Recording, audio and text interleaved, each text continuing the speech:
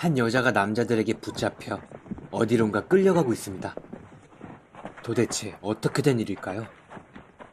你一直在提钱，就嫁个有钱人吧，当小老婆就当小老婆。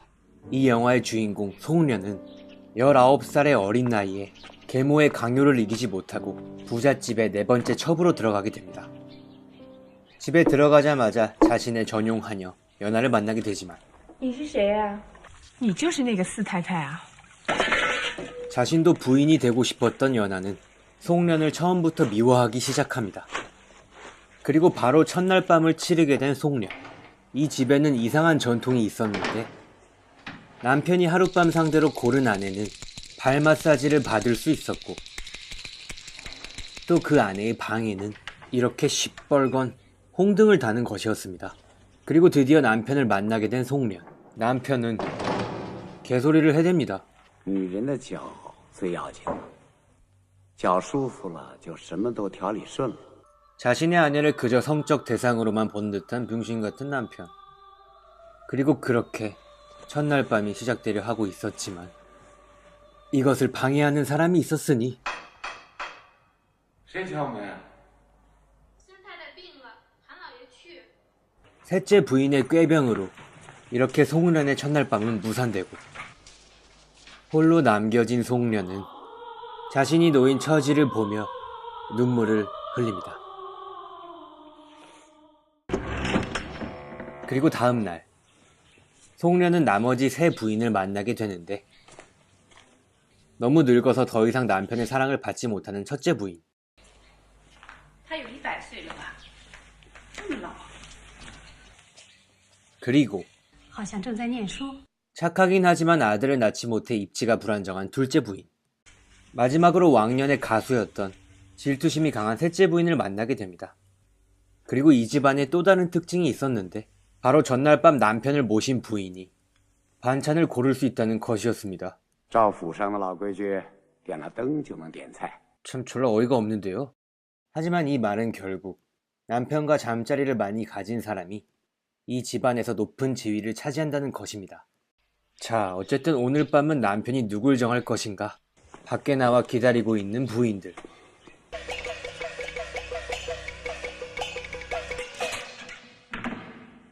그리고 또 송년이 선택을 받게 됩니다. 하지만 그날 밤 또 짜증나게 하는 셋째 부인. 谁呀？什么事儿？三太太说她病又犯了。以后也别到我这儿来了。 하지만 남편도 문제가 많은 놈이었죠. 부인이 4명이나 있는데 하녀한테도 추근덕댑니다. 그리고 서운해하는 송년에게 이렇게 말하는군요. 有人可早就盼着吹角呢。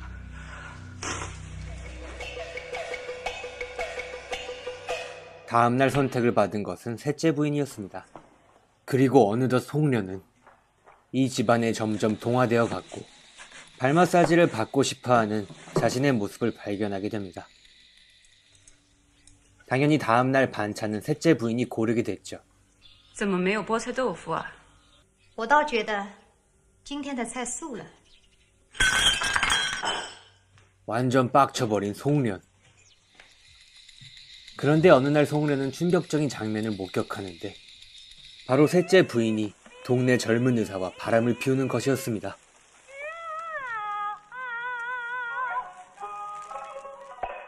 일단 그 사실은 본인만 알기로 한 송년.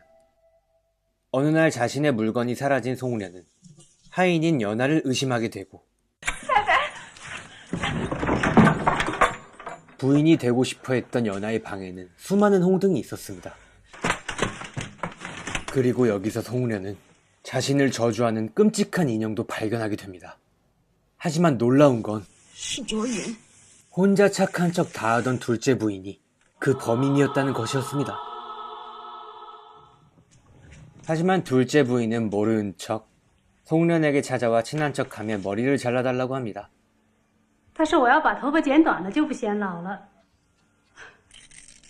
눈치 없이 주둥이를 함부로 놀리는 둘째 부인. 누군가 흉기를 들고 있을 땐 조심해야죠.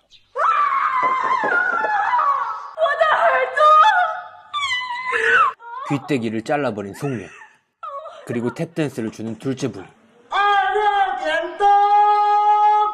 하지만 아프다는 핑계로 남편은 그날 밤 둘째 부인을 찾게 되었고 송년은 연하의 발 마사지로 만족을 못하고 그렇게 또 시간이 흘러 어느 날 남편이 호들갑을 떨며 송년의 방에 가게 되는데요. 这回呀，又得添个大胖少爷了。 바로 송년이 임신을 하게 된 것입니다. 임신을 한 송년의 방에는 매일 홍등이 켜지게 되고 송년은 온 세상을 다 가진 듯한 표정을 짓는데 임신을 해서 최고의 지위에 오르게 된 송년은 남편에게 부탁해 둘째 부인을 부리기도 하는데요. 하지만 송년의 하녀 연하는 송년의 월경 흔적을 발견하게 됩니다. 你可看清楚了，是升上来了。反正有点像。 你好大的胆子！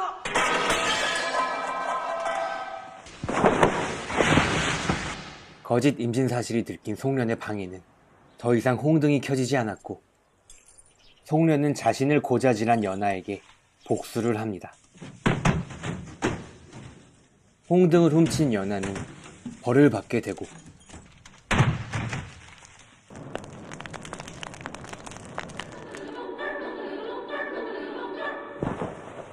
결국 죽게 됩니다. 그리고 이 모습을 본 송년은 큰 충격을 받게 됩니다. 그리고 그 충격으로 송년은 술을 엄청 마시게 되고 인사불성으로 취하게 된 송년은 둘째 부인에게 큰 말실수를 하게 됩니다. 雷山干什么去了？他找那个相好的高医生去了。我有什么？我什么都没有。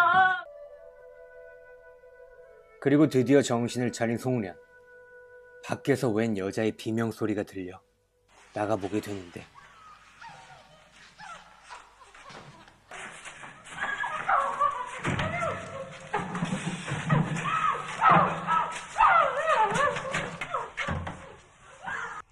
幸亏你昨天跟我说的这事儿，要不然还不定要出多大乱子呢。 송년은 다른 남자와 바람을 핀 셋째 부인이 어딘가로 끌려가는 걸 보게 됩니다.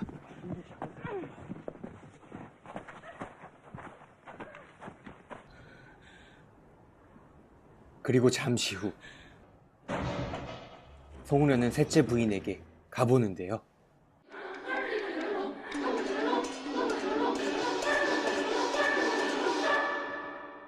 송년이 발견한 것은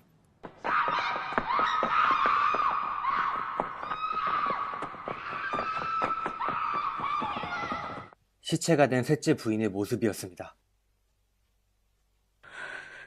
杀人！你们杀人！ 그런데 그날 밤 셋째 부인의 방에는 홍등이 켜져 있었고 죽은 셋째 부인의 노랫소리가 나오고 있었습니다. 弄鬼了！弄鬼了！ 그 정체는 바로 송년이었습니다. 송년은 무엇을 말하고 싶었던 것일까요? 그리고 그렇게 시간이 흘러 이 집안에는 5번째 부인이 들어오게 됩니다. 그리고 우리의 송년은 미쳐버리게 되고 맙니다.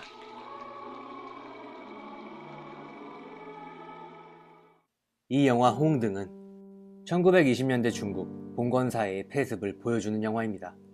처음에는 주체성을 가지고 있었지만 남성의 권력 아래 점점 이 집안에 동화되어가는 모습을 보여주는 송년. 이 영화에서 홍등은 남성의 성적 대상으로서의 여성을 의미하는 것 같습니다. 처음에 송년은 이 붉은 홍등과 맞지 않는 사람이었죠. 영화 초반에 줄곧 하얀 옷을 입고 있었던 송년. 하지만 송년의 옷은 점점 붉은색으로 변해갑니다. 어느 순간 송년은 점점 남편과의 잠자리를 원하게 된 것이죠. 그게 바로 이 집안의 여자들이 살아나가는 방법이었기 때문입니다. 또한 이 영화에서 남편은 드러낼 듯 결국 면상을 드러내지 않는데요. 이건 아마 이 시대 남자들 전체를 대표하는 모습을 보여주려 했던 것 같습니다. 당시 여성들의 억압과 순환의 모습을 잘 표현한 영화 홍드. 시대가 흐른 지금은 어떤 부분이 달라져 있을까요? 남녀 모두가 행복할 수 있으면 좋겠습니다.